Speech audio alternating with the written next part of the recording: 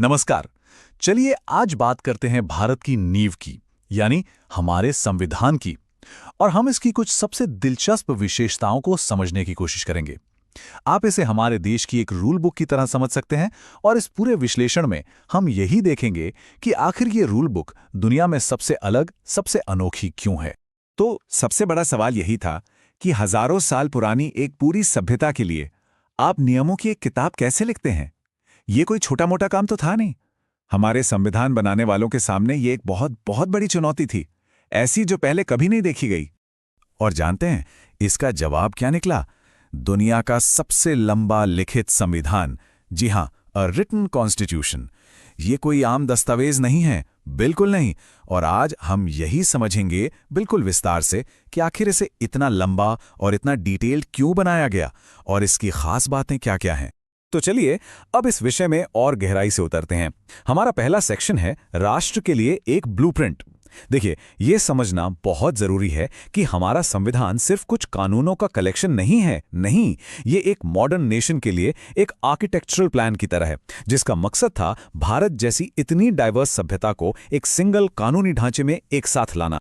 जैसा कि इस कोट में कहा गया है कि India did not just right a rule book, it constructed the lengthiest written constitution of any sovereign country in the world। मतलब भारत ने सिर्फ एक रूल बुक नहीं लिखी, बल्कि दुनिया के किसी भी आजाद देश का सबसे लंबा लिखा हुआ संविधान बनाया। और इसके पीछे का इरादा बहुत गहरा था।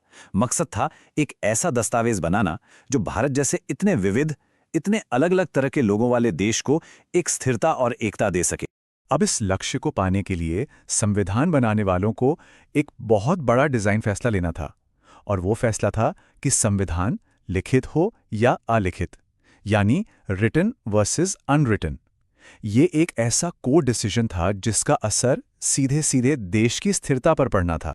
देखिए, शासन चलाने के लिए ना मोटे तौर पर दो रास्ते होते हैं। पहला जो भारत ने चुना वो है रिटन कॉन्स्टिट्यूशन, यानी एक लिखित संविधान। इसका सीधा सा मतलब है कि देश के सारे बुनियादी कानून एक ही दस्तावेज में बड़े सिस्टमैटिक तरीके से लिखे हुए हैं। और दूसरा रास्ता है अनरिटन कॉन्स्टिट्यूशन, यानी अलिखित संविधान, जैसे कि यूके का मॉडल।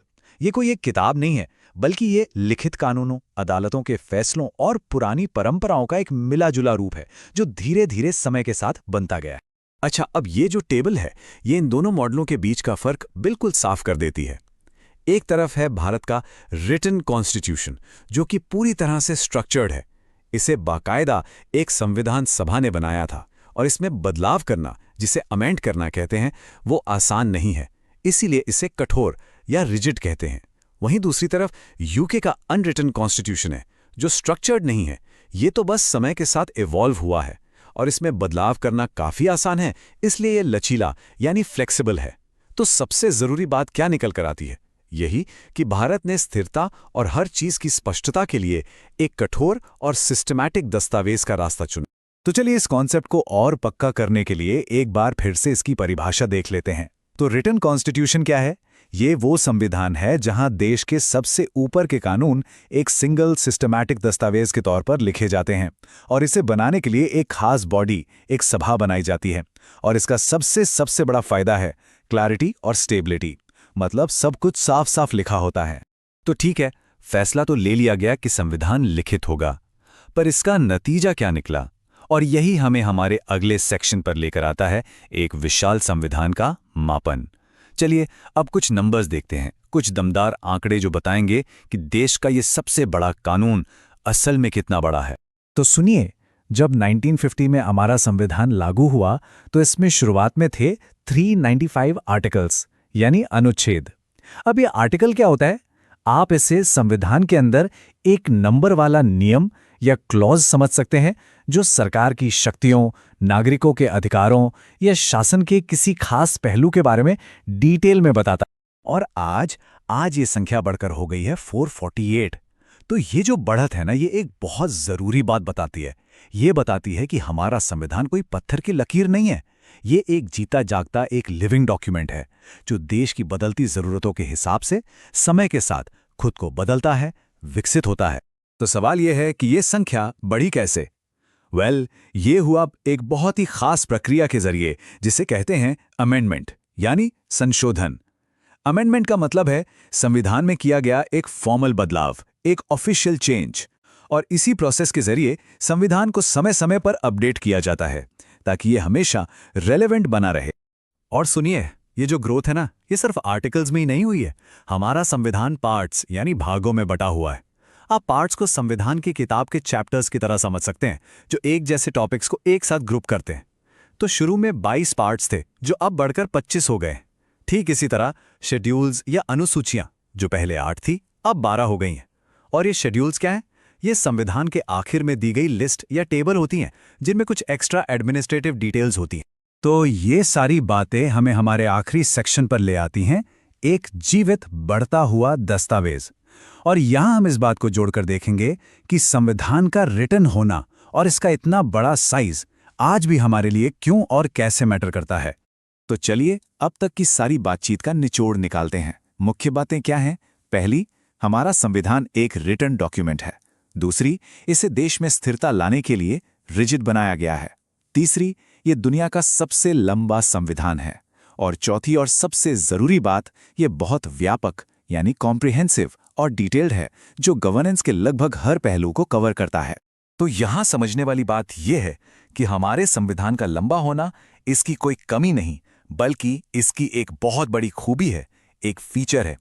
इसे इतना डिटेल्ड इसीलिए बनाया गया ताकि यह सरकार की तीनों मेन ब्रांचेस यानी विधायिका, लेजिस्लेटिव, कार्यपालिका, एग्जीक्यूटिव और न्यायपालिका, जुडिशियल, इन तीनों के लिए एक बिल्कुल साफ और सटीक ढांचा दे सके। और ये जो आखिरी कोट है, ये इस पूरी बात का सार है।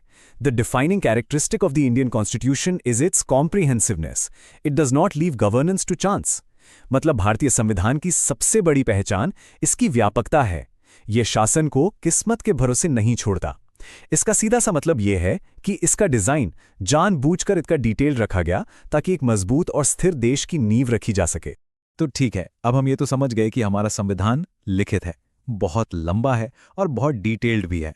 लेकिन एक मिनट, 448 आर्टिकल्स वाली इतनी बड़ी किताब को आखिर कोई पढ़ेगा कैसे? इसे ऑर्गेनाइज कैसे किया गया है? तो ये हमें एक बहुत ही दिलचस्प सवाल पर ले आता है। इस विशाल दस्तावेज को, इस ब्लूप्रिंट को आखिर व्यवस्थित कैसे किया गया है? और इसका जवाब हम जानेंगे अपने अगले विश्लेषण में। नमस्कार, भारतीय संविधान की हमारी यात्रा में आपका फिर से स्वागत है। पिछली बार हमने इसे एक लिविंग डॉक्यूमेंट के तौर पर समझा था और आज हम इसके अंदर झांककर उस शानदार ब्लूप्रिंट को समझने वाले हैं जिस पर यह पूरा देश खड़ा है। तो जैसा कि हमने पिछली बार बात की थी, हमारा संविधान कोई पत्थर की लकीर नहीं है। ये एक लिविंग डॉक्यूमेंट है, मतलब एक ऐसी किताब जो भारत के साथ साथ खुद भी बढ़ती है और समय के साथ विकसित होती है। लेकिन यहाँ एक बहुत बड़ा सवाल खड़ा होता है। 448 आर्टिकल्स वाले इतने विशाल दस्तावेज को आप ऑर्गेनाइज कैसे करेंगे? बिना किसी सिस्टम के तो ये बस एक पन्नों का ढेर बनकर रह जाता, जिसमें कुछ भी ढूंढना नामुमकिन होता। और इसका सल्यूशन निकाला गया एक बहुत ही शानदार फाइलिंग सिस्टम से।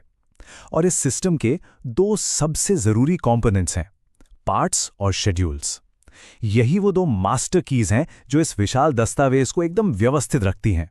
तो चलिए सबसे पहले इसके पहले कंपोनेंट को समझते हैं, पार्ट्स। आप इन्हें आसान भाषा में संविधान की किताब के चैप्टर समझ सकते हैं। तो ये पार्ट्स आखिर हैं क्या? देखिए, इनका काम बहुत सिंपल है। ये संविधान के चैप्टर्स की तरह हैं, जो एक जैसे टॉपिक्स और उनसे जुड़े आर्टिकल्स को एक साथ ग्रुप कर देते हैं।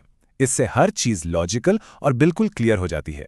अब देखिए, यहीं पर एक मजेदार बात सामने आती है जो ये दिखाती है कि हमारा संविधान सच में अलाइव है। जब 1950 में संविधान लागू हुआ तो उसमें 22 पार्ट्स थे और आज इनकी संख्या बढ़कर 25 हो गई है। ये जो बढ़ोतरी है ना, ये भारत की बदलती जरूरतों की कहानी बताती है।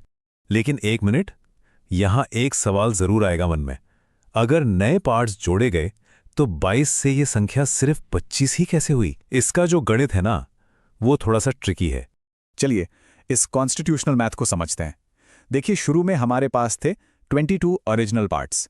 फिर इनमें से एक पार्ट यानी पार्ट 7 को हटा दिया गया, डिलीट कर दिया गया, तो बचे 21। इसके बाद 4 बिल्कुल नए पार्ट्स जोड़े गए, तो 21 + 4 हो गए 25 पार्ट्स। तो सवाल उठता है कि ये 4 नए चैप्टर्स आखिर थे कौन से? ये थे पार्ट 4A, जिसमें नागरिकों के फंडामेंटल ड्यूटीज हैं, पार्ट 9A, जो म्युनिसिपैलिटीज यानी नगर पालिकाओं के प्रशासन से जुड़ा है, पार्ट 9B जो कोऑपरेटिव सोसाइटीज के लिए है, और पार्ट 14A जो ट्रिब्यूनल्स के बारे में है।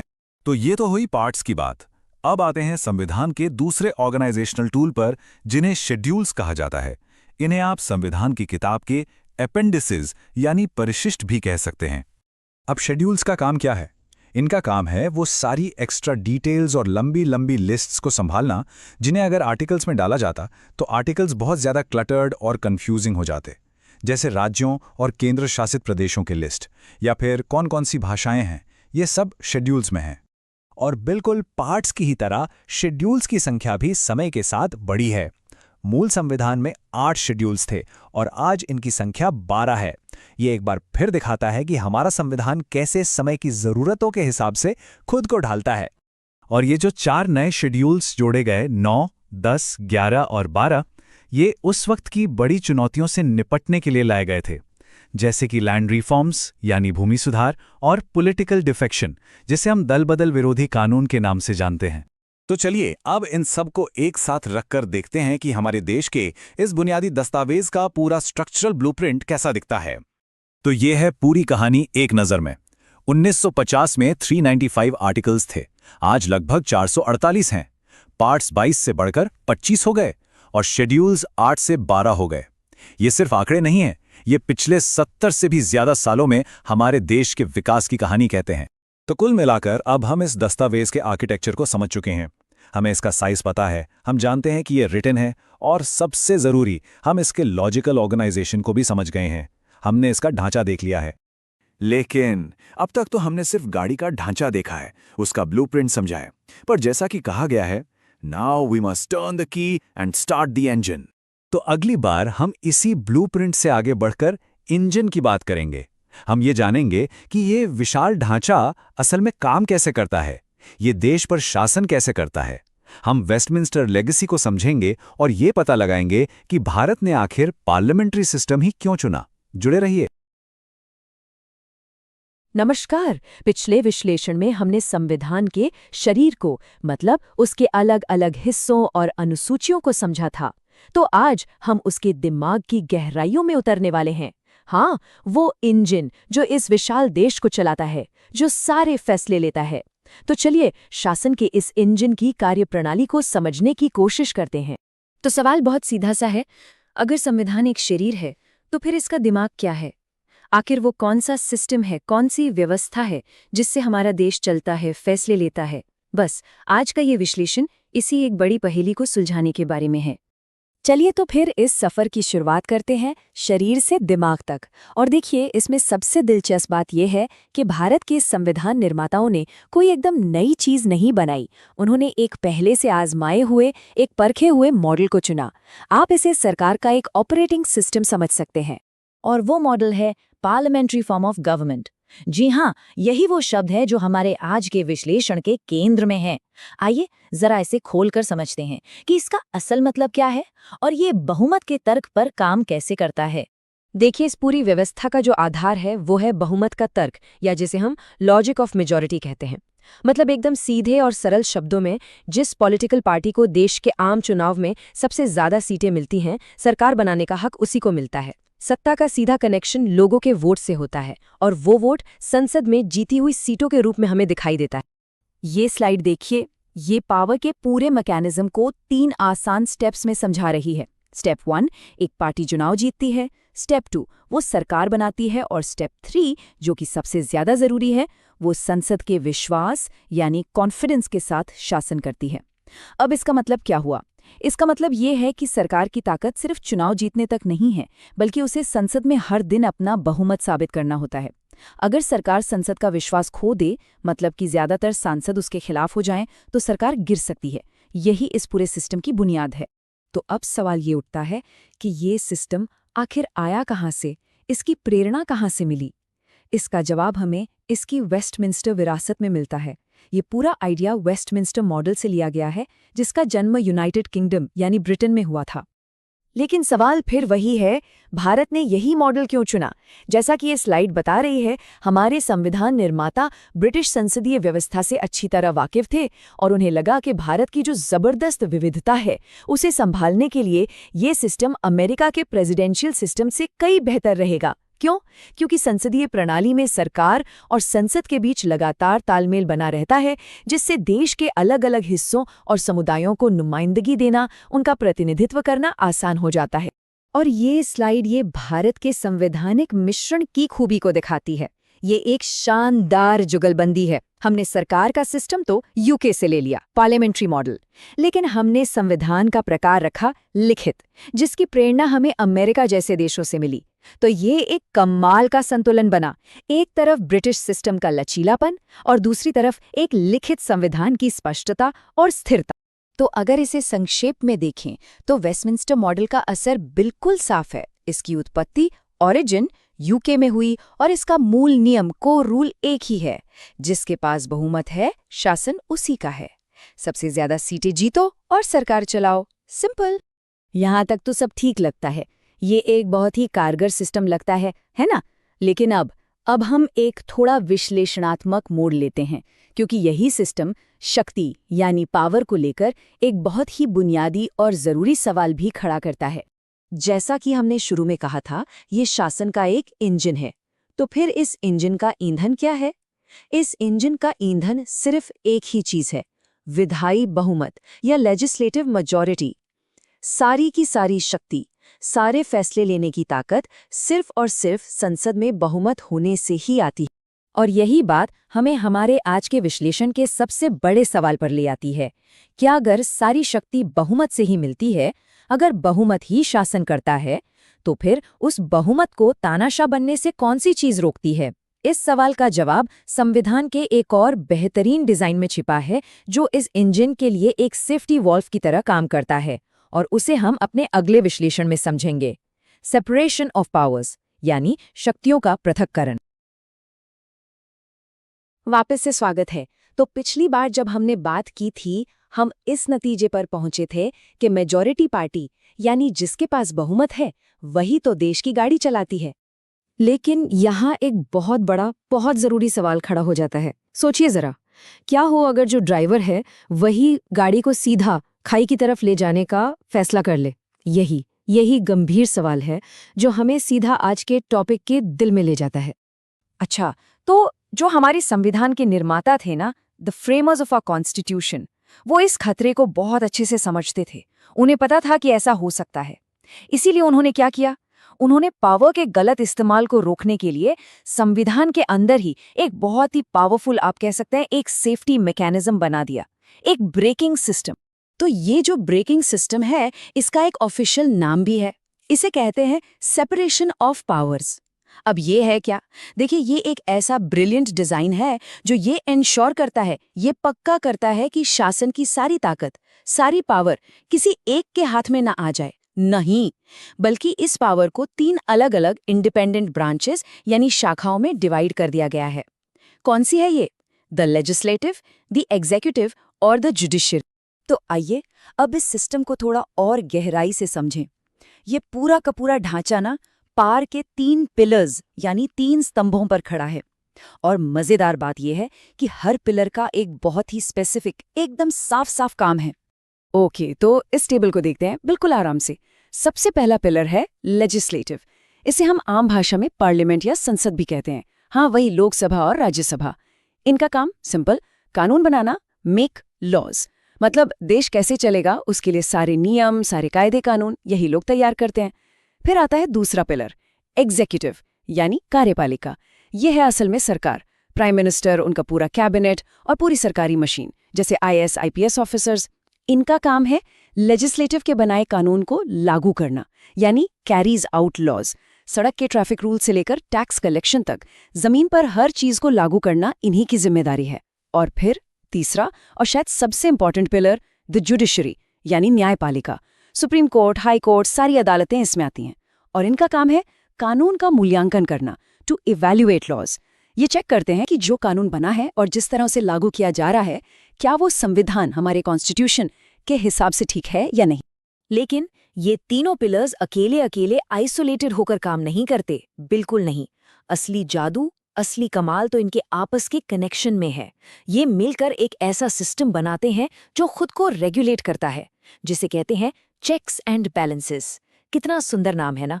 इसका सीधा सा मतलब है कि हर पिलर दूसरे पर नजर रखता है, एक चेक रखता है, ताकि पावर का बैलेंस कभी बिगड़े नहीं।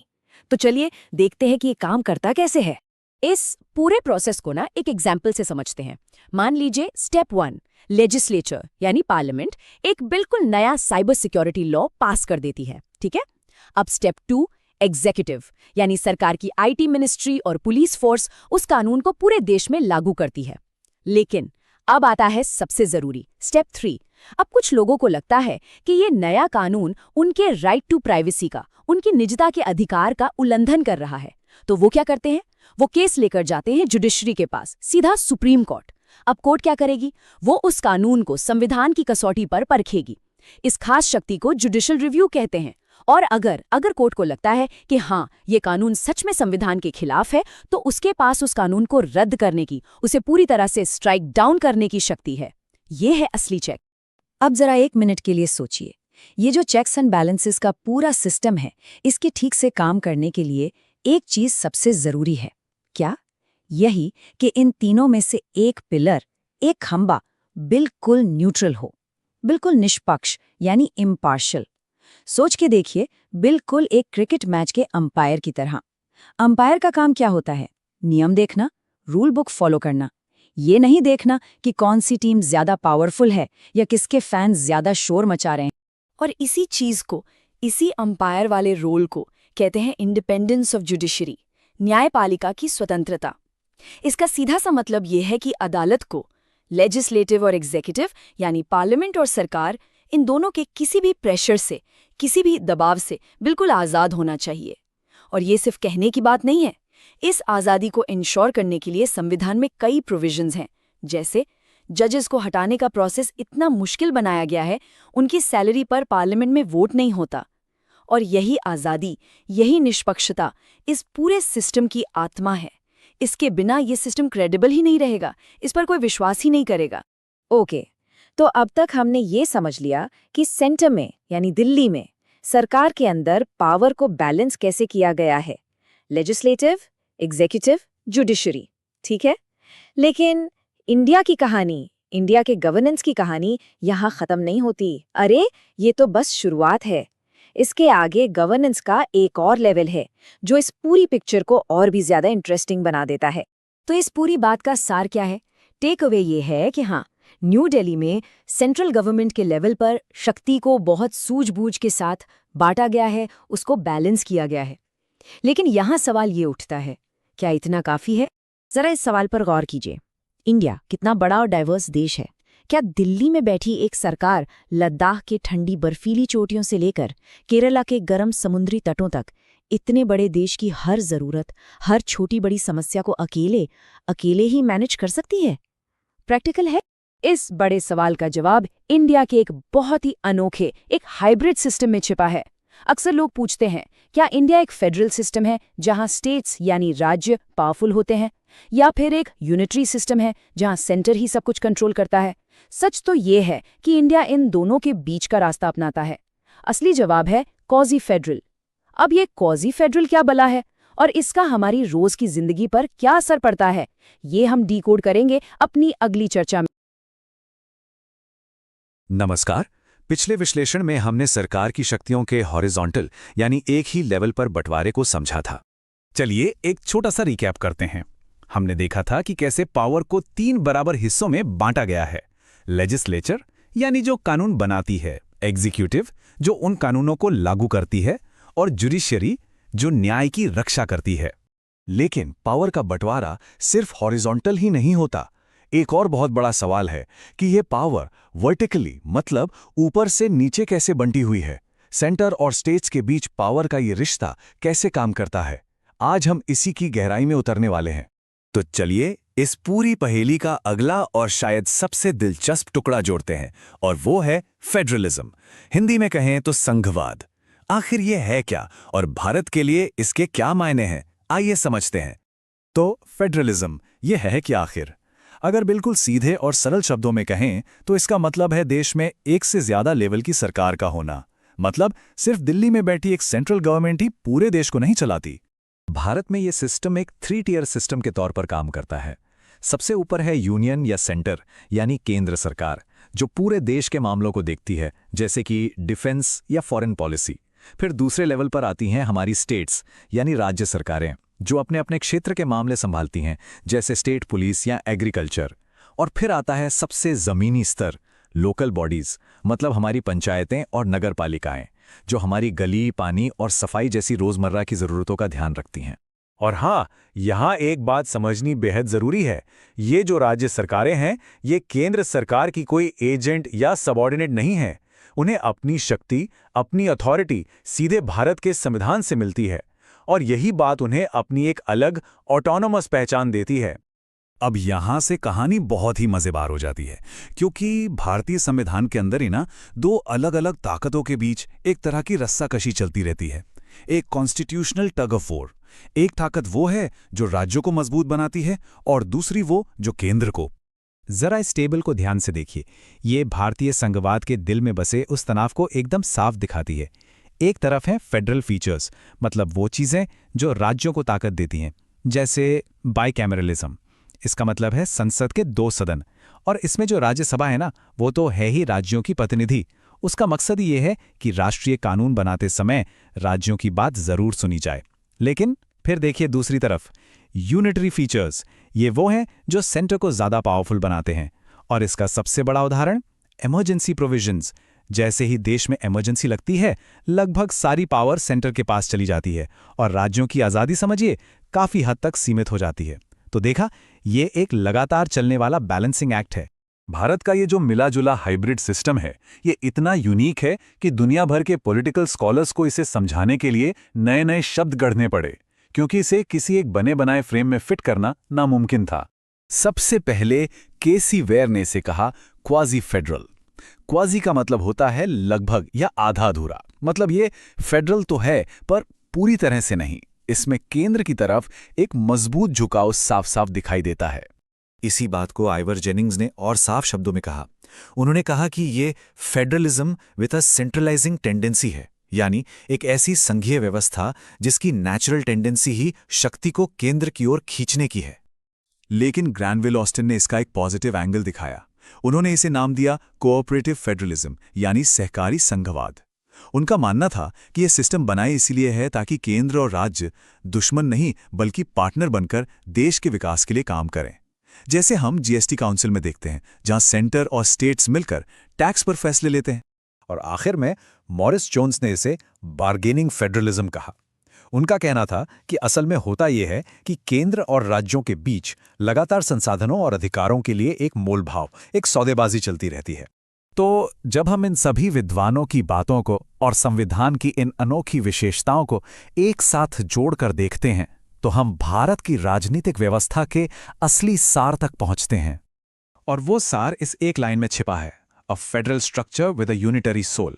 मतलब एक ऐसा ढांचा जो दिखने में तो संघीय है, पर जिसकी आत्मा, जिसका कोर एकात्मक है। ये सिस्टम राज्यों को काम करने की आज़ादी तो देता है, लेकिन जब बात देश की एकता और अखंडता की आती है, तो अंतिम शक्ति, द फाइनल से, हमेशा केंद्र के पास ही रहता है। अच्छा, तो ये तो साफ हो गया कि पावर बटी हुई है, लेकिन इससे एक बहुत ही प्रैक्टिकल सवाल उठता है कि आखिर कौन किस चीज का इंचार्ज है, कौन क्या काम करेगा। मतलब देश की आर्मी को कौन मैनेज करेगा, राज्य की पुलिस किसके कंट्रोल में होगी, और सबसे बड़ा सवाल, अगर कभी किसी एक ही मुद्दे पर केंद्र और राज्य दोनों कानून बना दें, तो किसका कानून माना जाएगा? इन सभी बेहद जरूरी सवालों का जवाब हमारे संविधान के 7वें शेड्यूल यानी 7वीं अनुसूची में बंद है। जी हां, यही वो चाबी है जो शक्तियों के इस पेचीदा बंटवारे का ताला खोलती है। और हमारे अगले विश्लेषण में हम इसी 7वें शेड्यूल को डीकोड करने वाले हैं, तो उसे देखना मत भूलिएगा। तो पिछले विश्लेषण में हमने एक बड़ी दिलचस्प बात की थी कि भारत एक federation with a strong centre है। मतलब एक ऐसा संघ जहां केंद्र यानी सेंट्रल गवर्नमेंट ज्यादा पावरफुल है। लेकिन ये बस कहने की बात नहीं है, ये कोई थ्योरी नहीं है, ये तो हमारे संविधान के डीएनए में, उसकी बनावट में ही बसा हुआ है। तो चलिए आज इसी बनावट को थोड़ा और करीब से देखते हैं और ये समझने की कोशिश करते हैं कि पावर्स का ये बैलेंस असल में काम कैसे करता है। अच्छा, इसको ऐसे समझिए। मान लीजिए एक घर है जिसके 2 मालिक हैं, एक सेंटर और दूसरा स्टेट। अब जाहिर सी बात है, अगर ये तय नहीं होगा कि कौन क्या काम करेगा तो रोज झगड़े होंगे, टकराव होगा। तो सबसे बड़ा सवाल यही था कि इनके बीच काम का बंटवारा कैसे हो, कौन क्या करेगा, इसका फैसला आखिर करेगा कौन। और देखिए, इसी सवाल का जवाब हमारे संविधान बनाने वालों ने, मतलब कॉन्स्टिट्यूशन मेकर्स ने, बहुत ही ब्रिलियंटली दिया। उन्होंने क्या किया? उन्होंने संविधान में एक 7वीं अनुसूची यानी शेड्यूल 7 जोड़ दी।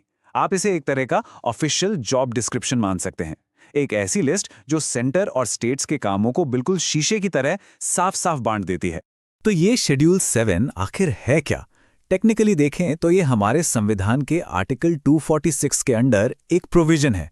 इसका सीधा साधा काम है सेंटर और स्टेट गवर्नमेंट्स के बीच लेजिस्लेटिव पावर्स मतलब कानून बनाने की शक्ति को बांटना। और ये बंटवारा 3 अलग अलग लिस्ट्स के जरिए किया गया है। सच कहें तो यही वो डॉक्यूमेंट है जो हमारे देश में पावर शेयरिंग की नींव रखता है। तो ये बंटवारा होता है 3 लिस्ट्स के जरिए। चलिए एक एक करके समझते हैं। पहली है यूनियन लिस्ट। इस पर कानून बनाने का एक्सक्लूसिव अधिकार सिर्फ और सिर्फ पार्लियामेंट के पास है। इसमें वो सब सब्जेक्ट्स हैं जो नेशनल इंपॉर्टेंस के हैं, जैसे डिफेंस, फॉरेन अफेयर्स, बैंकिंग। आज इसमें करीब 100 सब्जेक्ट्स हैं। फिर आती है स्टेट लिस्ट। इसमें वो सब्जेक्ट्स हैं जिन पर सिर्फ स्टेट गवर्नमेंट्स कानून बना सकती हैं, जैसे पुलिस, पब्लिक हेल्थ, एग्रीकल्चर। इसमें फिलहाल 61 सब्जेक्ट्स हैं।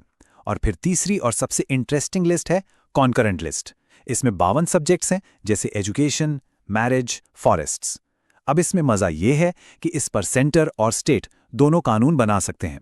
लेकिन, और ये लेकिन बहुत जरूरी है, अगर कभी दोनों के बनाए कानून में कोई कॉन्फ्लिक्ट हो जाए, कोई टकराव हो जाए, तो हमेशा सेंटर का बनाया हुआ कानून ही माना जाएगा। देखा, यहां भी सेंटर को थोड़ी ज्यादा पावर दी गई है। लेकिन एक मिनट, क्या आपने नंबर्स पर गौर किया? ये हमेशा से ऐसे नहीं थे। देखिए, वक्त के साथ स्टेट लिस्ट के सब्जेक्ट्स 66 से कम होकर 61 रह गए।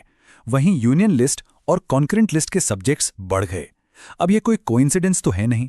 ये पैटर्न हमें साफ साफ दिखाता है कि कैसे धीरे धीरे ही सही पावर का बैलेंस सेंटर की तरफ झुकता गया है। और ये हमारे उसी स्ट्रॉन्ग सेंटर वाले आइडिया को और भी पक्का करता है। तो सवाल उठता है कि ये इतना बड़ा शिफ्ट, ये बदलाव आखिर आया कैसे? इसके पीछे एक बहुत बड़ी वजह है, और वो है साल 1976 का 42nd अमेंडमेंट एक्ट। देखिए, ये कोई मामूली अमेंडमेंट नहीं था। ये इतना बड़ा और कॉम्प्रिहेंसिव था, इसने संविधान के इतने सारे हिस्सों को बदल दिया कि लोग इसे मिनी कॉन्स्टिट्यूशन तक कहते हैं। और इसी अमेंडमेंट ने पावर के बैलेंस को डिसाइसिवली, मतलब निर्णायक रूप से सेंटर की तरफ झुका दिया। तो इस मिनी कॉन्स्टिट्यूशन ने किया क्या?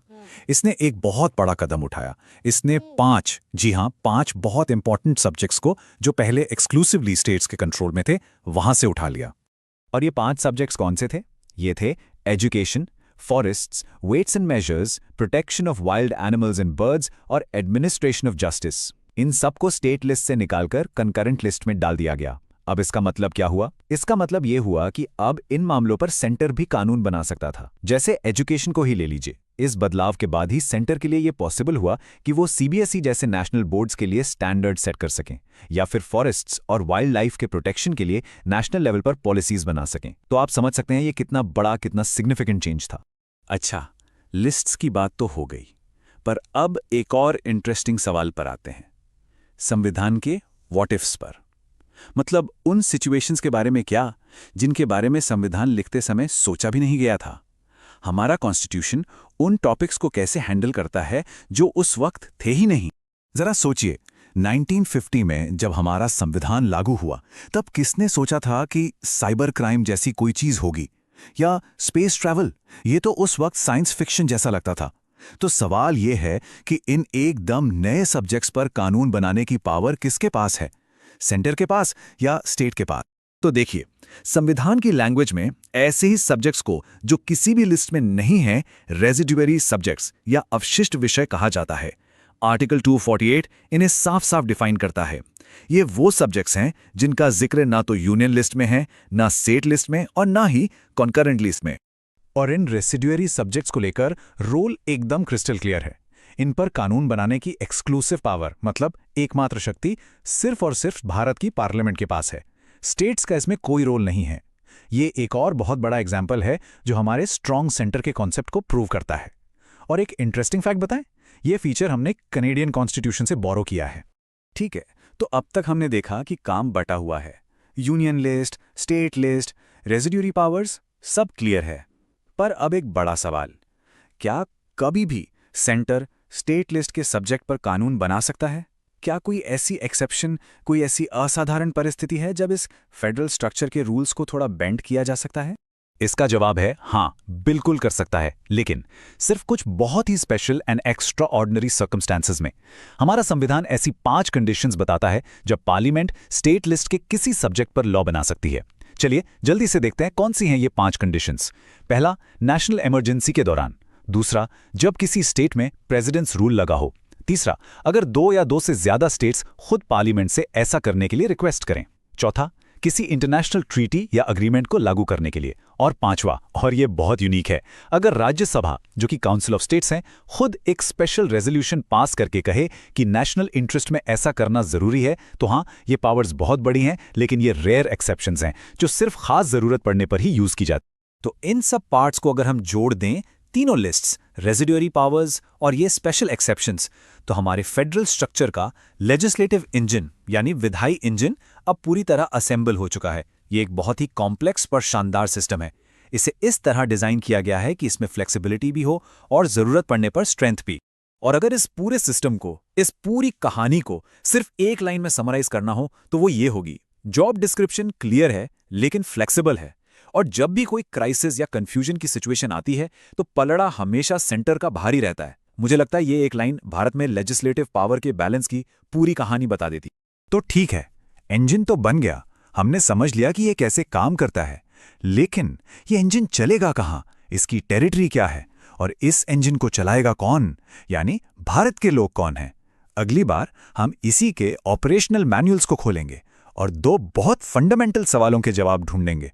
भारत आखिर है क्या, इसकी टेरिटरी क्या है, और भारत के लोग कौन हैं, सिटीजनशिप कैसे मिलती है और कैसे जाती है। तो जुड़ना मत भूलिएगा हमारे साथ अगले विश्लेषण में। Welcome back. पिछले विश्लेषण में हमने सेंटर स्टेट रिलेशंस की बात की थी, यानी वो नियम जिनके दायरे में रहकर सारा काम होता है। लेकिन कोई भी कानून लागू हो, उससे पहले भी तो कुछ बुनियादी सवाल आते हैं। ऐसे सवाल जो पूरे देश के ढांचे का, उसके कॉन्स्टिट्यूशनल स्ट्रक्चर का बेडरॉक हैं, यानी उसकी नींव हैं। तो सोचिए, ये 2 सवाल क्या हैं? पहला, आखिर ये कानून लागू कहाँ होगा, इसका दायरा क्या है? और दूसरा, शायद उससे भी जरूरी, जो लोग इस कानून को लागू करवाएंगे उन्हें सैलरी कौन देगा? और इन दोनों ही सवालों के जवाब हमें मिलते हैं कॉन्स्टिट्यूशन के बिल्कुल पहले 2 शेड्यूल्स में। तो सबसे पहले सबसे जरूरी चीज, जमीन। शेड्यूल 1 का काम है टेरिटरी को डिफाइन करना। आखिर कोई भी देश तभी बनता है जब आप पहले ये तय करें कि उसकी सीमाएं, उसकी सरहद कहां तक हैं। तो ये फर्स्ट शेड्यूल है क्या? बिल्कुल आसान भाषा में, ये इंडिया के ऑफिशियल मैप की मास्टर लिस्ट है। एक ऑफिशियल रजिस्ट्री जिसमें लिखा है कि देश का फिजिकल एक्सटेंट यानी भौगोलिक विस्तार कितना है। इसमें हर स्टेट, हर यूनियन टेरिटरी का नाम है और उनका टेरिटोरियल जुरिस्डिक्शन भी, यानी उनकी सीमाएं कहां शुरू होती हैं और कहां खत्म। आर्टिकल्स 1 और 4 इससे ही जुड़े हुए हैं। और हाँ, इसे याद रखने का एक बहुत ही सिंपल सा तरीका है। शेड्यूल 1 को टेरिटरी से जोड़ दीजिए। Simple, T for territory. अच्छा, अब सवाल उठता है कि इसकी इतनी अहमियत क्यों है? जरा सोचिए, जब भी इंडिया का पॉलिटिकल मैप बदलता है, जैसे जब तेलंगाना एक नया स्टेट बना, या हाल ही में जब जम्मू एंड कश्मीर और लद्दाख को यूनियन टेरिटरीज में रीऑर्गेनाइज किया गया, तो पार्लियामेंट को कॉन्स्टिट्यूशन को अमेंड करके इसी फर्स्ट शेड्यूल को अपडेट करना पड़ता है।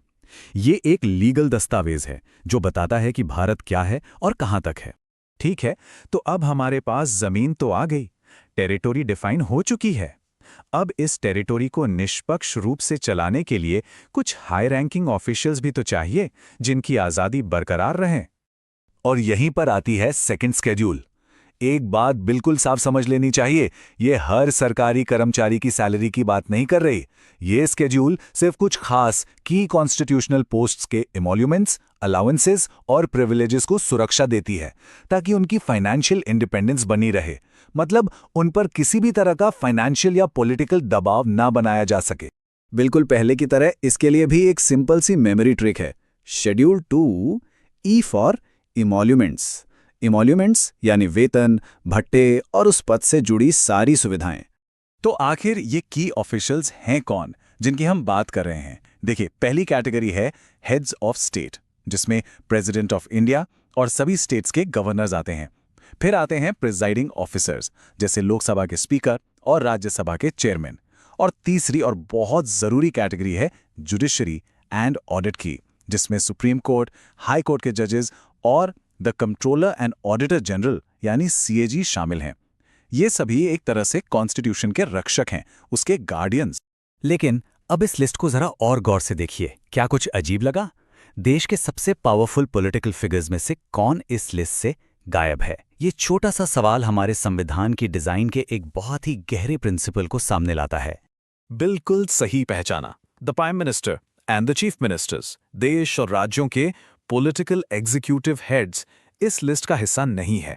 पर इसके पीछे लॉजिक क्या है? ऐसा क्यों किया गया? इसका जवाब एक बहुत ही शानदार एनोलॉजी में छुपा है, जो सारी बात साफ कर देती है। एक खेल के रेफरीज और उसके प्लेयर्स के बीच का फर्क। अब इस एनालॉजी को समझते हैं। देखिए, एक तरफ है रेफरीज, जैसे प्रेसिडेंट, जजेस, स्पीकर्स, सीएजी।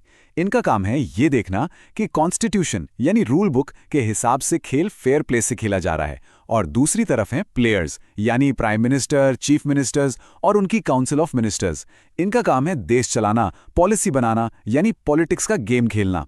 इसीलिए शेड्यूल 2 इन रेफरीज की फाइनेंशियल इंडिपेंडेंस को प्रोटेक्ट करती है, ताकि प्लेयर्स यानी उस वक्त की सरकार उन्हें उनकी सैलरी के जरिए कंट्रोल न कर सके। कितना अनोखा सिस्टम। तो अब तक जो हमने समझा है, उस कॉन्स्टिट्यूशनल ब्लूप्रिंट को जल्दी से रिकैप करते हैं। नंबर 1, द प्लेस यानी जगह, जो शेड्यूल 1 ने डिफाइन की। नंबर 2, द पे यानी उन गार्डियंस की सैलरी जो शेड्यूल 2 ने सिक्योर की। पर इस ब्लूप्रिंट का तीसरा और शायद सबसे जरूरी हिस्सा अभी बाकी है, द प्रॉमिस। आगे क्या? क्योंकि सिर्फ जमीन और पैसा काफी नहीं है।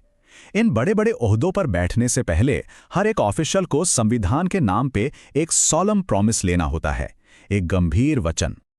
और यही वचन हमें ले जाता है द सॉलम कॉन्ट्रैक्ट की तरफ, यानी शेड्यूल 3 में दी गई ओथ्स एंड अफर्मेशंस पर। आखिर ये शपथ है क्या? इन शब्दों का असली मतलब क्या है और इनकी इतनी अहमियत क्यों है? इन्हीं सवालों के जवाब हम अपने अगले विश्लेषण में एक्सप्लोर करेंगे। जुड़े रहिए। पिछले मॉड्यूल में हमने सरकार की नींव रखी थी, जमीन तय हो गई, तनख्वाह भी तय हो गई। पर अब सवाल ये उठता है कि इस इमारत को चलाएगा कौन और कैसे? तो चलिए आज इसी पहेली को सुलझाते हैं और समझते हैं कि सत्ता को संभालने से पहले वो कौन सा एक वादा है जिसे निभाना सबसे जरूरी है।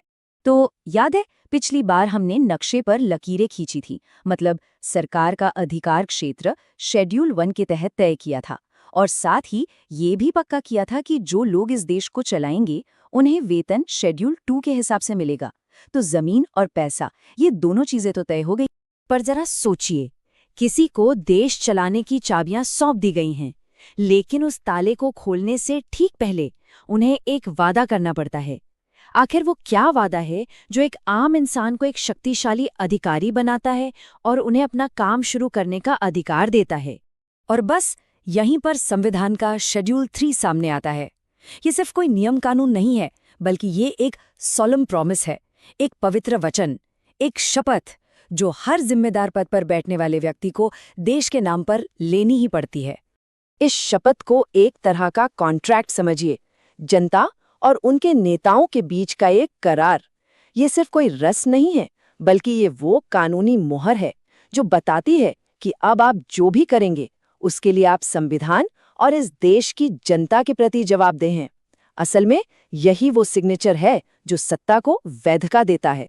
तो सवाल ये है कि इस कॉन्ट्रैक्ट पर साइन कौन कौन करता है? इसमें शामिल हैं यूनियन और स्टेट मिनिस्टर्स जो सरकार चलाते हैं, हमारे मेंबर्स ऑफ पार्लियामेंट यानी एमपीज और मेंबर्स ऑफ लेजिस्लेटिव असेंबलीज यानी एमएलएस जो हमारे लिए कानून बनाते हैं, सुप्रीम कोर्ट और हाई कोर्ट्स के जजेस जो न्याय की रक्षा करते हैं, और हाँ, the controller and auditor general यानी CAG जो सरकार के खर्च किए गए हर एक पैसे का हिसाब रखते हैं। लेकिन एक मिनट, इस लिस्ट को ध्यान से देखिए। इसमें दो बहुत बड़े नाम गायब हैं, the president and the vice president. ऐसा क्यों? क्योंकि उनकी शपथ इतनी ज्यादा महत्वपूर्ण है कि संविधान में उनके लिए अलग से आर्टिकल 60 और 69 बनाए गए हैं। उनकी शपथ संविधान को प्रिजर्व, प्रोटेक्ट एंड डिफेंड करने की होती है।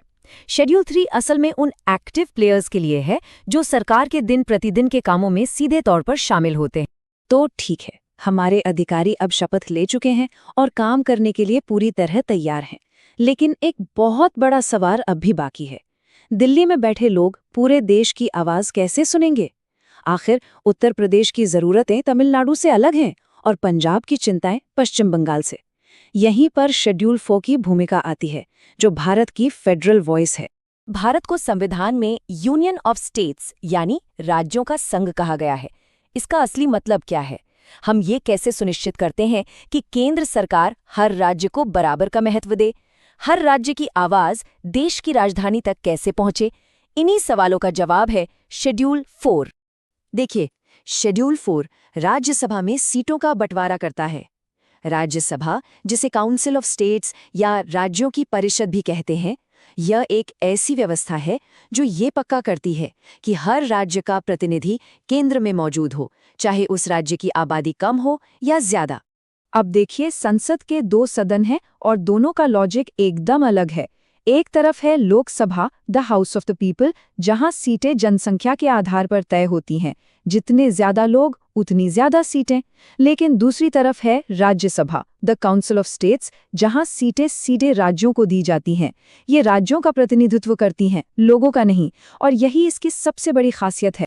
शेड्यूल 4 में बाकायदा लिखा है कि आंध्र प्रदेश, महाराष्ट्र या राजस्थान जैसे बड़े राज्यों को राज्यसभा में कितनी सीटें मिलेंगी और छोटे राज्यों को कितनी।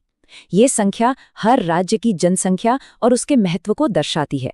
ये सिर्फ एक विचार नहीं है, बल्कि एक ठोस संख्या है जो केंद्र में राज्यों की ताकत को तय करती है। तो असल में शेड्यूल 4 भारत के फेडरल फीचर या संघीय ढांचे का जीता जागता सबूत है। यह हमें बताता है कि भारत सिर्फ एक केंद्र द्वारा चलाया जाने वाला देश नहीं है, बल्कि ये कई राज्यों का एक परिवार है, और इस परिवार में हर सदस्य की अपनी एक निश्चित और गारंटी शुदा आवाज है, जिसे कोई भी नजरअंदाज नहीं कर सकता। तो अब तक हमने क्या समझा? हमने शासन के 2 सबसे महत्वपूर्ण स्तंभों को देखा है। एक है व्यक्तिगत वादा और दूसरा है सामूहिक प्रतिनिधित्व। इसे ऐसे समझिए कि शासन एक गाड़ी है जिसके 2 पहिए हैं। पहला पहिया है शेड्यूल 3, जो अधिकारियों को उनके वादे, उनकी शपथ से बांधता है, और दूसरा पहिया है शेड्यूल 4, जो ये सुनिश्चित करता है कि देश का हर राज्य इस गाड़ी में सवार हो और उसका बराबर प्रतिनिधित्व हो। एक के बिना दूसरा अधूरा है। तो हमने अधिकारियों को शपथ दिला दी और राज्यों को उनकी सीटें भी दे दी। सब कुछ बिल्कुल ठीक लग रहा है ना? लेकिन भारत इतना सरल देश नहीं है। यहाँ तो हर कुछ किलोमीटर पर संस्कृति, भाषा और ज़रूरतें पूरी तरह बदल जाती हैं। तो क्या एक ही कानून पूरे देश पर लागू किया जा सकता है? एक कहावत इस समस्या को बिल्कुल सटीक तरीके से बयां करती है। आप मिजोरम के एक आदिवासी जिले पर उसी तरह शासन नहीं कर सकते जैसे आप मुंबई पर करते हैं। भारत की विविधता ही इसकी सबसे बड़ी ताकत है, लेकिन यही शासन के लिए एक बहुत बड़ी चुनौती भी है, और इसी चुनौती का जवाब हमारे संविधान की अगली अनुसूचियों में छिपा है। और यहीं से जुड़ता है आज का एक बहुत बड़ा और ज़रूरी सवाल। लद्दाख के लोग 6th शेड्यूल का दर्जा पाने के लिए क्यों लड़ रहे हैं?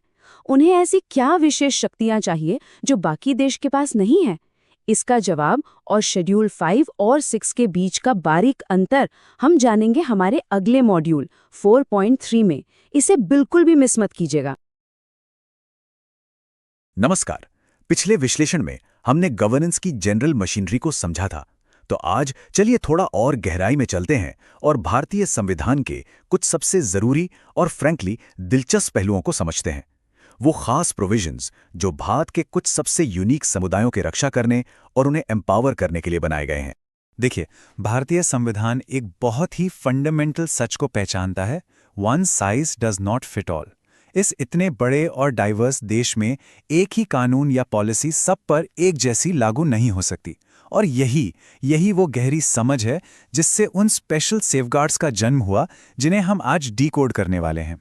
ये सेफगार्ड्स ये पक्का करने के लिए बनाए गए हैं कि भारत की यूनिक कल्चर्स और कम्युनिटीज न सिर्फ जिंदा रहें बल्कि फलें।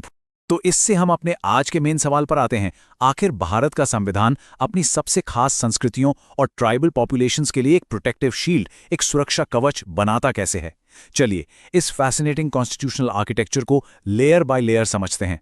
ओके, तो शुरू करते हैं प्रोटेक्शन की पहली और सबसे ब्रॉड लेयर से, जिसे भारतीय संविधान के शेड्यूल 5 के रूप में जाना जाता है।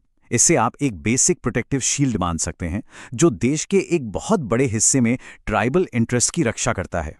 तो आखिर ये शेड्यूल 5 है क्या चीज? देखिए, ये एक कॉन्स्टिट्यूशनल प्रोविजन है जो शेड्यूल्ड एरियाज यानी अनुसूचित क्षेत्रों और शेड्यूल्ड ट्राइब्स यानी अनुसूचित जनजातियों के एडमिनिस्ट्रेशन और कंट्रोल के लिए बनाया गया है। प्रेसिडेंट किसी भी ऐसे एरिया को शेड्यूल्ड एरिया डिक्लेयर कर सकते हैं जहां ट्राइबल पॉपुलेशन काफी सिग्निफिकेंट हो। इसे याद रखने का एक आसान तरीका है एस फॉर शेड्यूल्ड एरियाज। अच्छा, इसका मैकेनिज्म क्या है? मतलब ये काम कैसे करता है? शेड्यूल 5 के तहत किसी भी स्टेट का गवर्नर यानी राज्यपाल एक फिल्टर की तरह काम करता है। वो ये डिसाइड कर सकते हैं कि पार्लियामेंट या स्टेट असेंबली का कोई कानून उस एरिया में लागू होगा या नहीं, या अगर होगा भी तो किन मॉडिफिकेशंस के साथ। इसका मेन मकसद ट्राइबल लैंड को नॉन ट्राइबल लोगों को ट्रांसफर होने से रोकना है और उन्हें एक्सप्लॉयटेशन से बचाना है। लेकिन भारत में कुछ कम्युनिटीज ऐसी हैं जिनके लिए सिर्फ बाहरी दखल से प्रोटेक्शन ही काफी नहीं है। उन्हें चाहिए ऑटोनॉमी यानी स्वायत्तता, अपने मामलों को खुद चलाने और अपने फैसले खुद लेने की ताकत। और यहीं से हमारी पड़ताल एक बहुत इंपॉर्टेंट मोड़ लेती है। और बस यहीं से हम आते हैं प्रोटेक्शन की दूसरी और कहीं ज्यादा मजबूत लेयर पर, शेड्यूल 6। इसे आप एक जनरल शील्ड की तरह नहीं बल्कि एक ऑटोनमस फोर्ट्रेस, एक स्वायत्त किले के रूप में सोच सकते हैं। ये उन एरियाज के लिए बनाया गया है जिन्हें सेल्फ रूल यानी स्वशासन की जरूरत है। अब शेड्यूल 6 का दायरा समझने के लिए आपको बस ये 4 अक्षर याद रखने हैं, ATMM। ये एक निमोनिक है, एक तरह की याद रखने की ट्रिक जो आपको उन 4 स्टेट्स के बारे में बताती है जहां ये स्पेशल प्रोविजन लागू होता है।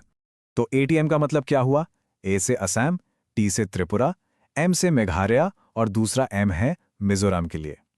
और हाँ, ये याद रखना बहुत बहुत जरूरी है कि शेड्यूल 6 की ये जो पावरफुल ऑटोनॉमी है ना, वो सिर्फ इन्हीं 4 नॉर्थ ईस्टर्न स्टेट्स के कुछ ट्राइबल एरियाज पर लागू होती है जिनका हिस्टोरिकल और कल्चरल बैकग्राउंड बिल्कुल अलग रहा है।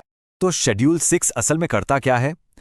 ये इन क्षेत्रों में ऑटोनोमस डिस्ट्रिक्ट काउंसिल्स यानी ADCs की स्थापना करता है। आप इन्हें ना एक तरह से मिनी पार्लियामेंट्स यानी छोटी छोटी स्थानीय संसद समझ सकते हैं, जिनके पास अपने एरिया के लिए कानून बनाने, न्याय करने और प्रशासन चलाने की रियल पावर्स होती हैं। पर ऑटोनॉमी का असली मतलब क्या है? ग्राउंड पर इसका क्या असर होता है? इन काउंसिल्स के पास लैंड, फॉरेस्ट्स और वाटर जैसे नेचुरल रिसोर्सेज पर कानून बनाने की पावर है। वो मैरिज, डिवोर्स और इनहेरिटेंस जैसे सोशल कस्टम्स को मैनेज कर सकती हैं। वे अपने खुद के विलेज कोड्स बना सकती हैं और कुछ टैक्सेस भी कलेक्ट कर सकती हैं। In other words, real power. तो यहाँ पे एक बड़ा सवाल उठता है, संविधान का ये लगभग 75 साल पुराना प्रोविजन आज अचानक इतना इंपॉर्टेंट और खबरों में क्यों है? ये सिर्फ हिस्ट्री का एक चैप्टर नहीं है, बल्कि आज की एक जिंदा धड़कती हुई पॉलिटिकल रियलिटी है। इसका जवाब हमें मिलता है लद्दाख में। 2019 में जब लद्दाख एक यूनियन टेरिटरी बना तो वहां की लोकल आबादी में अपनी यूनिक कल्चर, जमीन और नौकरियों को आउटसाइडर्स से खोने का डर बढ़ गया। ये डर इसलिए क्योंकि एक यूनियन टेरिटरी के तौर पर उनके पास अपने मामलों पर कंट्रोल कम होता है, और इसीलिए आज वहां फुल स्टेटहुड और 6 शेड्यूल में शामिल होने की जोरदार मांग हो रही है ताकि उन्हें ADC जैसी ऑटोनॉमी मिल सके। ये सीधी तुलना बहुत क्रूशल है। शेड्यूल 5 का कोर आइडिया है प्रोटेक्शन यानी सुरक्षा, जो गवर्नर की देखरेख में होती है।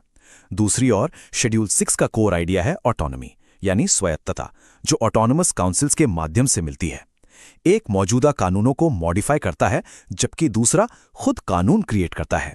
सीधी सी बात है, एक शील्ड है तो दूसरा एक फोर्ट्रेस है। तो हमने देखा कि कैसे हमारा संविधान जमीन और लोगों की रक्षा करता है, उनकी आइडेंटिटी को सिक्योर रखता है। लेकिन एक राष्ट्र सिर्फ टेरिटरी और लॉ से कहीं ज्यादा होता है ना? एक राष्ट्र की आत्मा, उसकी सोल, उसकी कल्चर में रहती है, और कल्चर का सबसे पावरफुल एक्सप्रेशन होता है लैंग्वेज। और यहीं से हमारा अगला विश्लेषण शुरू होगा। अगले भाग में हम संविधान की इसी कल्चरल बैकबोन को समझेंगे, जब हम बात करेंगे शेड्यूल 8 की और भारत की 22 ऑफिशियल लैंग्वेजेस की। भाषाई दुनिया में उतरेंगे। तब तक के लिए सोचते रहिए। नमस्कार। भारतीय संविधान पर हमारी चर्चा में एक बार फिर से आपका स्वागत है। आज हम एक ऐसे विषय पर बात करने जा रहे हैं जो भारत के दिल की धड़कन है, यहाँ की भाषाएं, और कैसे हमारा संविधान इस भाषाई बहुरूपता को एक सूत्र में पिरोता है। आपको याद होगा, अपनी पिछली बातचीत में हमने कल्चरल आइडेंटिटी को बचाने की बात की थी। हमने देखा था कि ट्राइबल एरियाज की अनोखी सांस्कृतिक पहचान को संविधान कैसे स्पेशल प्रोविजंस के जरिए बचाता है। तो आज हम उसी सिलसिले को आगे बढ़ा रहे हैं। लेकिन यहाँ एक सवाल है, कल्चर का यानी संस्कृति का सबसे शक्तिशाली वाहक क्या है? वो कौन सी चीज है जो परंपराओं, कहानियों और हमारी पहचान को एक पीढ़ी से दूसरी पीढ़ी तक ले जाती है? इसका सीधा सा जवाब है भाषा। लैंग्वेज सिर्फ बातचीत का जरिया नहीं है, ये तो किसी भी कल्चर का डीएनए होता है। और बस यही आज हमारी पड़ताल का केंद्र बिंदु है। भारत की तुलना अक्सर टावर ऑफ बेबल से की जाती है, एक ऐसी जगह जहां अनगिनत भाषाएं बोली जाती थीं, जिससे बहुत कन्फ्यूजन पैदा होता था। तो सोचिए, हमारे संविधान बनाने वालों के लिए ये कितनी बड़ी चुनौती रही होगी। इतनी भाषाई विविधता को बिना किसी अराजकता के मैनेज कैसे किया जाए? और इसी चुनौती का जवाब मिला शेड्यूल 8 के रूप में। तो ये है क्या असल में? देखिए, ये सिर्फ एक लिस्ट नहीं है, इसे आप रिपब्लिक ऑफ इंडिया द्वारा मान्यता प्राप्त भाषाओं का एक ऑफिशियल रजिस्टर समझिए, जिनका मकसद एडमिनिस्ट्रेटिव और कल्चरल डेवलपमेंट है। मतलब ये वो भाषाएं हैं जिन्हें सरकार प्रमोट और डेवलप करने का वादा करती है। जब संविधान लागू हुआ था, तब इस शेड्यूल में आप जानते हैं सिर्फ 14 भाषाएं थीं। लेकिन आज ये लिस्ट बढ़कर 22 भाषाओं तक पहुंच गई है। तो सवाल ये उठता है कि ये एक्सपेंशन हुआ कैसे? ये सफर 14 से 22 तक कैसे पहुंचा? ये सफर सिर्फ एक कानूनी प्रक्रिया नहीं है, बल्कि ये पॉलिटिकल इंक्लूजन की कहानी है, राजनीतिक समावेश की। हर नई भाषा का जुड़ना असल में किसी समुदाय की पहचान, उसकी संस्कृति और उसकी आकांक्षाओं को राष्ट्रीय स्तर पर मान्यता देना था। और ये मान्यता अक्सर लंबे संघर्षों के बाद ही मिली। तो ये हैं इस एक्सपेंशन के कुछ अहम पड़ाव। 4 बहुत ही महत्वपूर्ण कॉन्स्टिट्यूशनल अमेंडमेंट्स हुए हैं, जिन्होंने शेड्यूल 8 को वो शक्ल दी जो आज हमारे सामने है। चलिए, इस टेबल को थोड़ा और गहराई से समझते हैं। सब कुछ शुरू हुआ 1967 में 21st कॉन्स्टिट्यूशनल अमेंडमेंट एक्ट के साथ, जिसने सिंधी भाषा को जोड़ा। ये पहली बार था जब इस लिस्ट को बढ़ाया गया। फिर एक लंबा गैप आया और 1992 में 71st अमेंडमेंट एक्ट ने कोंकणी, मणिपुरी और नेपाली को शामिल किया। उसके बाद 2003 में 92nd अमेंडमेंट एक्ट आया, जिसने बोडो, डोगरी, संथाली और मैथिली को जोड़ा। और आखिर में 2011 में जो 96th अमेंडमेंट एक्ट आया, उसने कोई नई भाषा नहीं जोड़ी, बल्कि एक मौजूदा भाषा का नाम ओरिया से बदलकर ओडिया कर दिया। अब इतने सारे अमेंडमेंट्स को याद रखना थोड़ा मुश्किल हो सकता है ना? तो इसके लिए एक आसान सी ट्रिक है। 71st अमेंडमेंट के लिए बस KMN याद रखिए। K से कोंकणी, M से मणिपुरी और N से नेपाली। सिंपल। और 92nd अमेंडमेंट के लिए भी एक मेमोरी ट्रिक है। BDS, B से बोडो, D से डोगरी, S से संथाली और M से मैथिली। ये छोटी छोटी ट्रिक्स इन जरूरी फैक्ट्स को याद रखने में बहुत काम आती हैं। ठीक है, तो शेड्यूल 8 की ऑफिशियल लैंग्वेजेस से अब आगे बढ़ते हैं। अब बात करते हैं एक बहुत ही खास और प्रतिष्ठित कैटेगरी की, भारत की क्लासिकल लैंग्वेजेस। ये सिर्फ एक टैग नहीं है, ये विरासत का एक बहुत ऊंचा दर्जा है। तो फर्क क्या है इन दोनों में?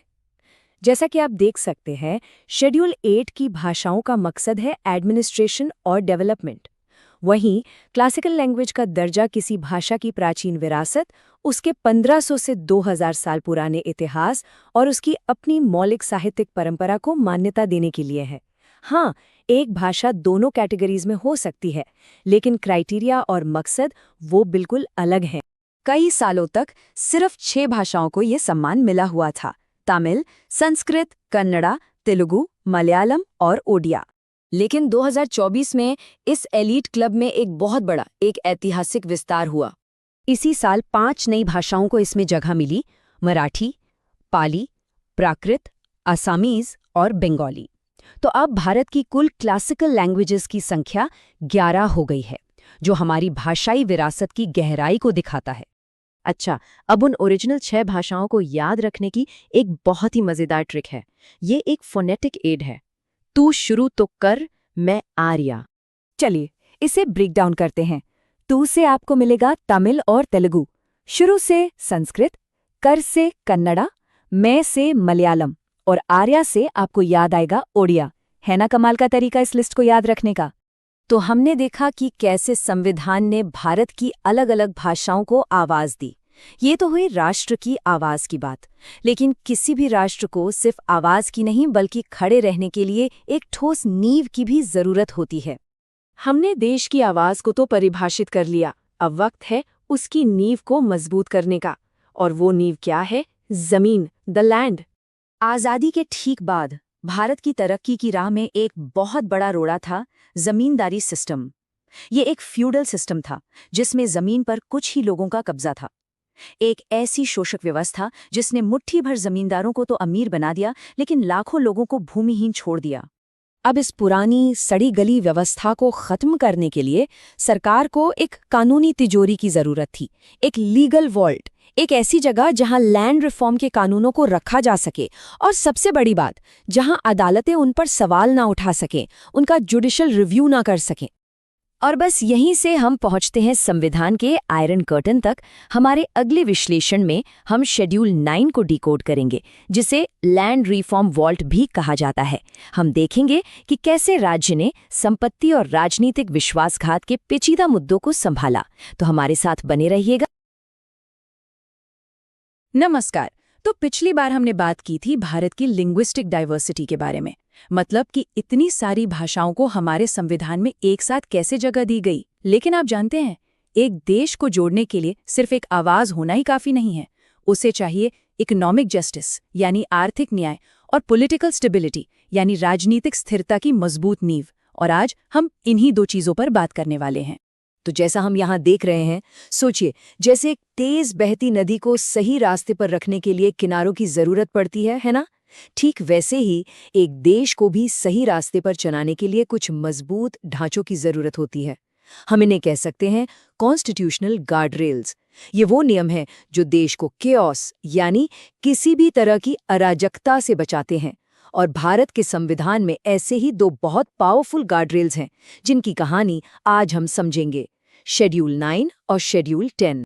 आजादी के ठीक बाद भारत के सामने एक नहीं बल्कि 2 बहुत बड़ी चुनौतियां खड़ी थीं। पहली थी जमीन से जुड़ी एक बेहद अनफेयर लैंड डिस्ट्रीब्यूशन सिस्टम, और दूसरी थी राजनीति से जुड़ी पॉलिटिकल इंस्टेबिलिटी, जिसका सबसे बड़ा कारण था नेताओं का अपनी पार्टी को बार बार बदलना। अब इन दोनों ही समस्याओं को सुलझाने के लिए कोई छोटा मोटा उपाय नहीं, बल्कि भारत को अपने संविधान में ही कुछ फंडामेंटल चेंजेस करने पड़े। तो चलिए एक एक करके देखते हैं कि ये कैसे हुआ।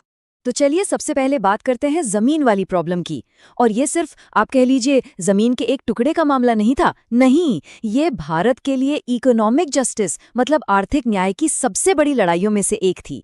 और इस लड़ाई को जीतने के लिए एक ऐसा हथियार बनाया गया जिसे आज हम शेड्यूल 9 के नाम से जानते हैं। तो सवाल ये था कि आखिर हो क्या रहा था।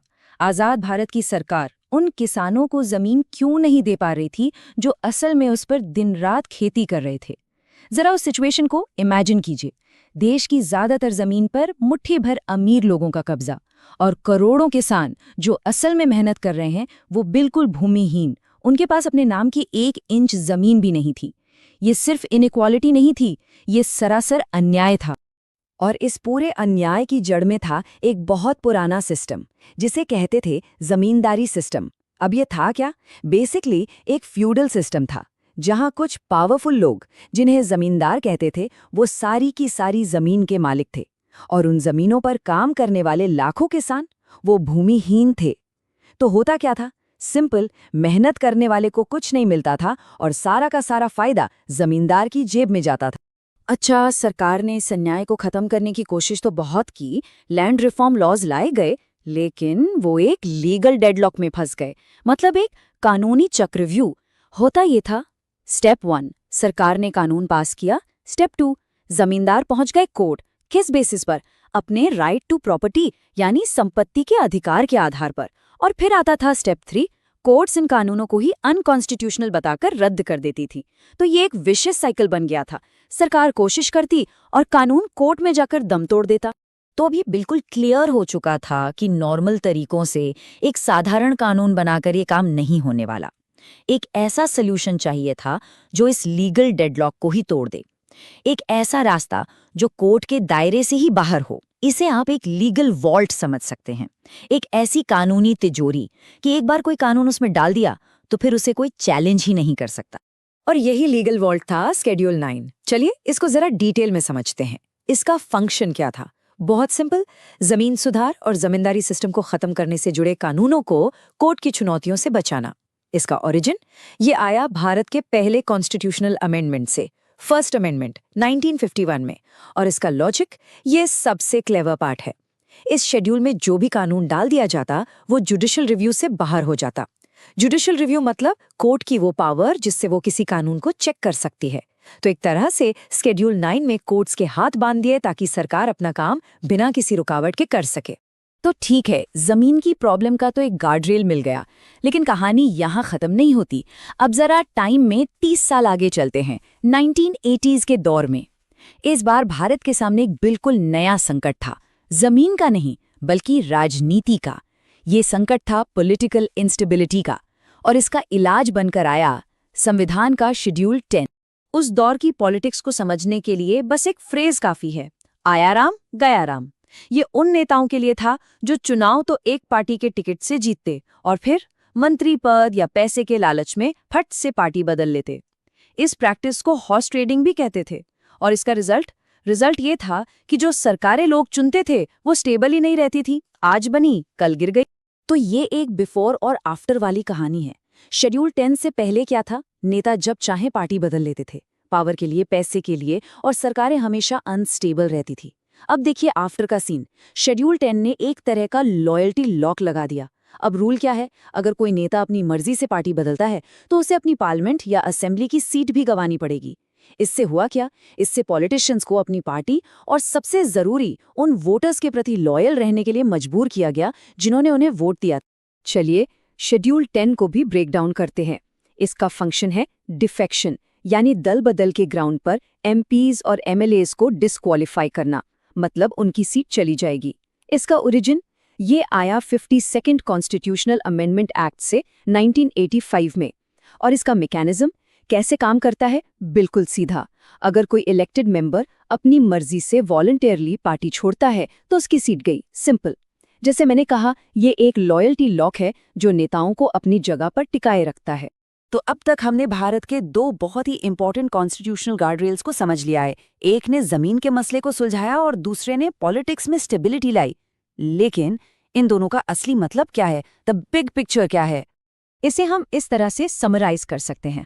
एक तरफ है शेड्यूल 9। प्रॉब्लम क्या थी? लैंड इनइक्वालिटी और कानूनी अड़चने। सॉल्यूशन, जमीन सुधार के कानूनों को कोर्ट से प्रोटेक्ट करना। दूसरी तरफ है शेड्यूल 10। प्रॉब्लम, पॉलिटिकल डिफेक्शन और अनस्टेबल सरकारें। सॉल्यूशन, पार्टी बदलने वाले नेताओं को पनिश करना। मतलब दो बड़ी प्रॉब्लम्स और दो बहुत ही सॉलिड कॉन्स्टिट्यूशनल फिक्सेस। तो ठीक है, जमीन सुरक्षित हो गई और नेता भी अपनी जगह पर टिक गए, देश में एक स्टेबिलिटी आई, ग्रेट।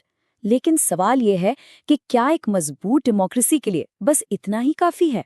देखिए, टॉप लेवल पे चीजें ठीक करना बहुत जरूरी है, नो डाउट। लेकिन लोकतंत्र की असली जान तो तब होती है जब पावर ऊपर से नीचे, ग्रास रूट लेवल तक, मतलब आम आदमी तक पहुंचे। और बस यही सवाल हमें हमारे अगले टॉपिक पर ले आता है।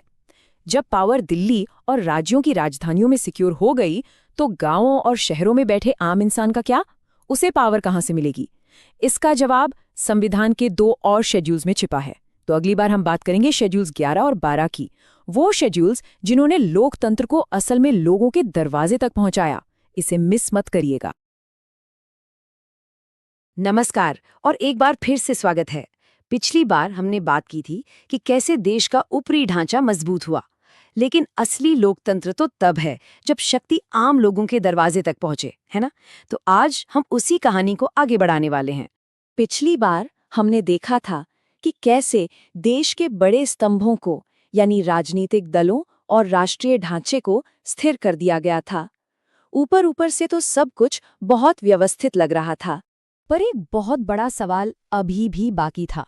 असली शक्ति यानी रियल पावर थी कहाँ? ढांचा तो बन गया था, पर क्या सत्ता सच में उन करोड़ों लोगों के हाथों में थी जिनके लिए ये लोकतंत्र बनाया गया था? जानते हैं समस्या क्या थी?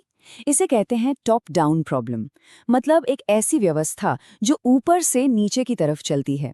इसका सीधा मतलब ये था कि लोकतंत्र लोगों से बहुत दूर था। सोचिए, आपके गांव की सड़क कैसी होगी, इसका फैसला दिल्ली या राज्य की राजधानी में बैठे लोग कर रहे थे। असली भारत, जो गांव और छोटे शहरों में बसता है, वो इन फैसलों से लगभग कटा हुआ था। तो इस दूरी को मिटाने के लिए और सत्ता को सचमुच लोगों के दरवाजे तक पहुंचाने के लिए एक क्रांतिकारी, एक रेवोल्यूशनरी आइडिया की जरूरत थी। एक ऐसा संवैधानिक बदलाव जो लोकतंत्र को दिल्ली के गलियारों से निकालकर सीधे गांव की चौपाल तक ले आए। और वो क्रांति हुई। साल था 1992, जब 73rd और 74th कॉन्स्टिट्यूशनल अमेंडमेंट्स पास हुए। इन संशोधनों ने सरकार का एक थर्ड टियर बनाया, यानी शासन का एक तीसरा स्तर। आइए जरा इसे और गहराई से समझते हैं। तो सरकार का ये तीसरा स्तर, ये थर्ड टियर, आखिर है क्या चीज? देखिए, ये केंद्र और राज्य सरकारों के ठीक नीचे शासन का एक बिल्कुल नया लेवल है। ये सीधे सीधे स्थानीय निकायों, मतलब आपकी ग्राम पंचायत और नगर पालिका जैसी लोकल बॉडीज को शक्ति देता है। इसी ने लोकतंत्र को आपके गांव और शहर की गलियों तक पहुंचाया। लेकिन सवाल ये उठता है कि ये किया कैसे गया? इसके लिए हमारे संविधान में दो बिल्कुल नई सूचियां यानी शेड्यूल्स जोड़ी गईं, शेड्यूल 11 और शेड्यूल 12। आप कह सकते हैं कि यही वो दो संवैधानिक औजार थे जिनसे इस तीसरे स्तर की नींव रखी गई। तो चलिए सबसे पहले चलते हैं भारत के गांवों में और समझते हैं शेड्यूल 11 को, जिसने ग्रामीण भारत में सत्ता का पूरा समीकरण ही बदल कर रख दिया। देखिए, शेड्यूल 11 ने पंचायती राज की हमारी सदियों पुरानी भारतीय परंपरा को संवैधानिक शक्ति दे दी।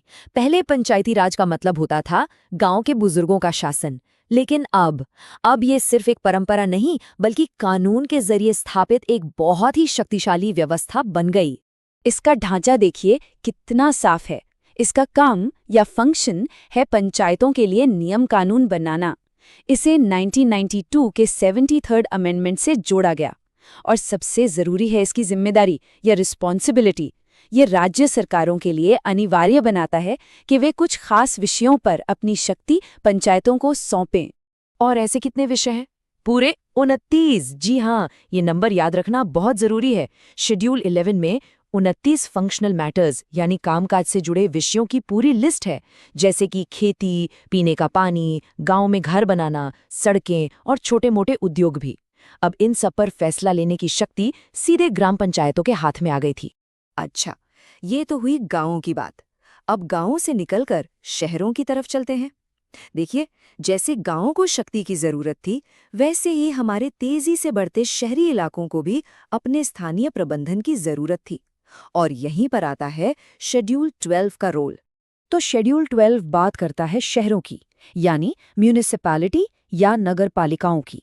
जरा सोचिए, मुंबई जैसे विशाल महानगर या पटना जैसे बढ़ते शहर की स्थानीय समस्याएं, जैसे साफ सफाई या स्ट्रीट लाइट, इन्हें क्या कोई दूर लखनऊ या भोपाल में बैठी सरकार कुशलता से हल कर सकती है? नहीं कर सकती।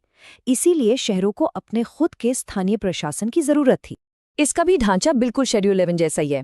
इसका फंक्शन है नगर पालिकाओं के लिए प्रावधान करना। इसे 1992 के 74th अमेंडमेंट से जोड़ा गया और इसकी भी वही रिस्पॉन्सिबिलिटी है। राज्य सरकारों के लिए अनिवार्य है कि वे अपनी कुछ शक्तियां शहरी निकायों को दें। और यहाँ पर जो महत्वपूर्ण संख्या है वो है 18। 12वीं अनुसूची में 18 फंक्शनल मैटर्स दिए गए हैं। इनमें शहरी प्लानिंग, जैसे कि पार्क कहाँ बनेगा, पब्लिक हेल्थ, सड़कों का रखरखाव और कचरा प्रबंधन जैसे बेहद जरूरी शहरी विषय शामिल हैं। तो ये स्लाइड सब कुछ एक साथ साफ कर देती है।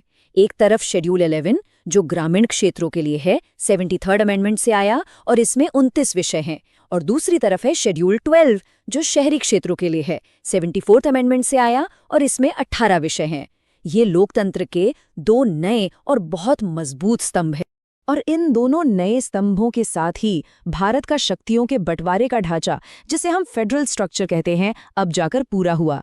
पहले सिर्फ केंद्र और राज्य सरकारें थी और अब एक तीसरा स्तर भी था, स्थानीय सरकार का। शक्ति का विकेंद्रीकरण यानी डिसेंट्रलाइजेशन असल में अब हुआ था। सत्ता अब सच में ऊपर से नीचे तक पहुंच गई थी। तो हमने ये तो समझ लिया कि सत्ता आम लोगों तक कैसे पहुंची और संविधान का ढांचा कैसे पूरा हुआ। लेकिन अब जब हमने इतनी सारी अनुसूचियों को समझ लिया है, एक नई और शायद सबसे बड़ी चुनौती हमारे सामने आती है, और वो है रिटेंशन, यानी इतनी सारी जानकारी को याद कैसे रखा जाए। हमने अब तक संविधान की सभी 12 अनुसूचियों को कवर कर लिया है, पर सबसे बड़ा सवाल, परीक्षा के लिए इन सभी को, वो भी बिल्कुल सही क्रम में, याद कैसे रखा जाए? ये एक आम समस्या है, लेकिन इसका एक बहुत ही शानदार समाधान भी है। हमारे अगले विश्लेषण में हम आपके लिए लेकर आएंगे द मास्टर की, वो चाबी जो संविधान की सभी 12 अनुसूचियों के ताले को एक ही बार में खोल देगी। हम आपको सिखाएंगे एक बहुत ही प्रसिद्ध याद करने की तकनीक, एक मिमोनिक, जिसका नाम है टीयर्स ऑफ ओल्ड पीएम।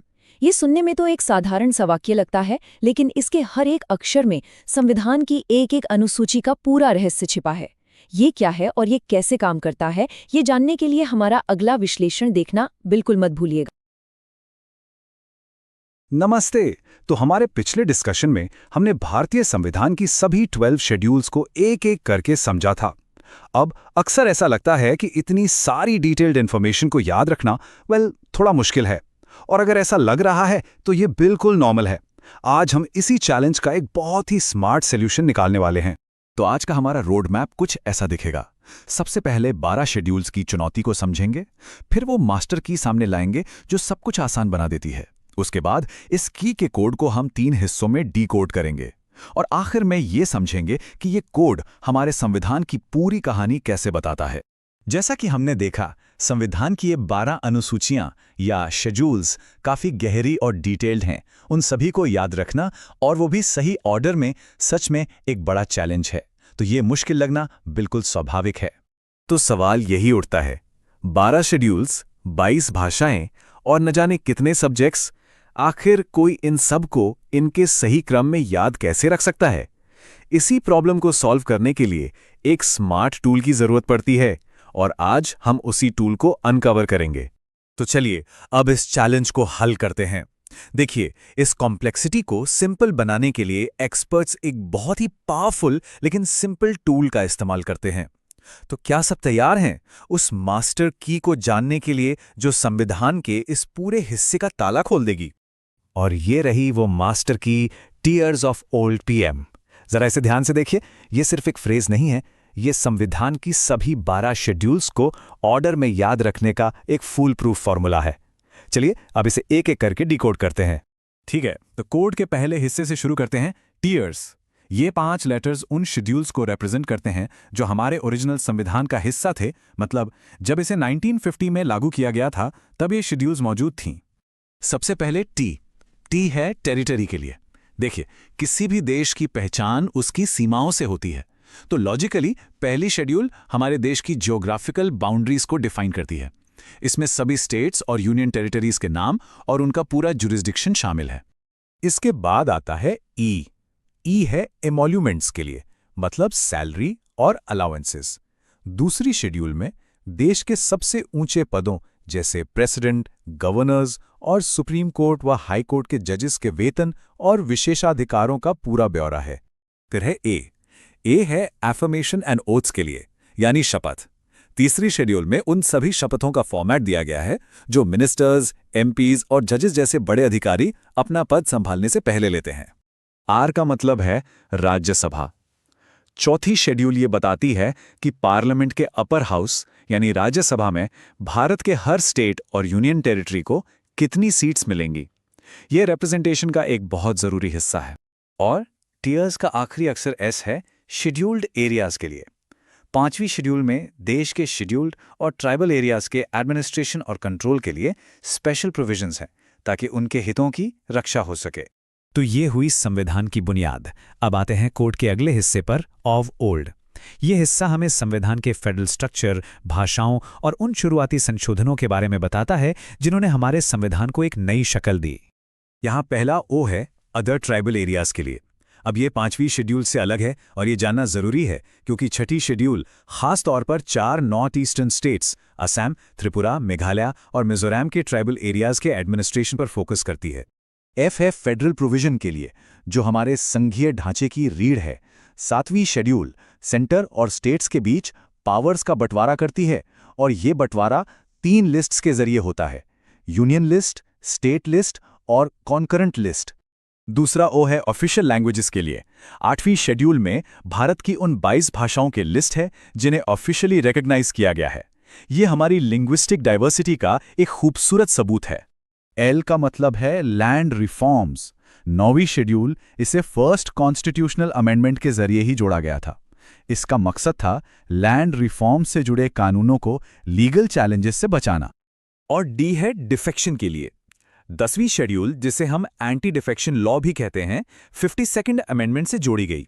इसका मेन पर्पस था पॉलिटिकल स्टेबिलिटी बनाए रखना ताकि एमपीज और एमएलएज आसानी से पार्टियां ना बदल सकें। और अब हम कोड के आखिरी लेकिन बेहद महत्वपूर्ण हिस्से पर पहुंचते हैं, पीएम। ये 2 अक्षर डेमोक्रेसी को जमीनी स्तर तक यानी ग्रास रूट्स लेवल तक ले जाने की कहानी कहते हैं। पी है पंचायत के लिए।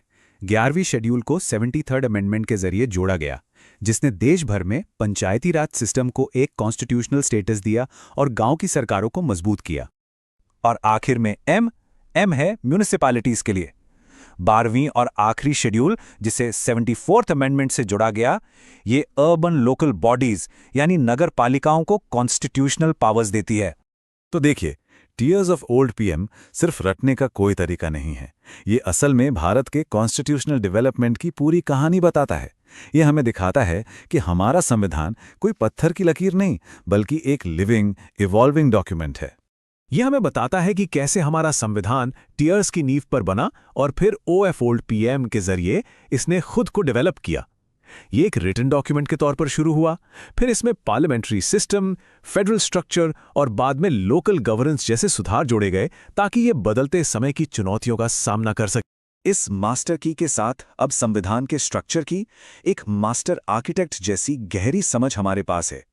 और इसी के साथ संविधान की मुख्य विशेषताओं पर हमारी ये पूरी चर्चा समाप्त होती है।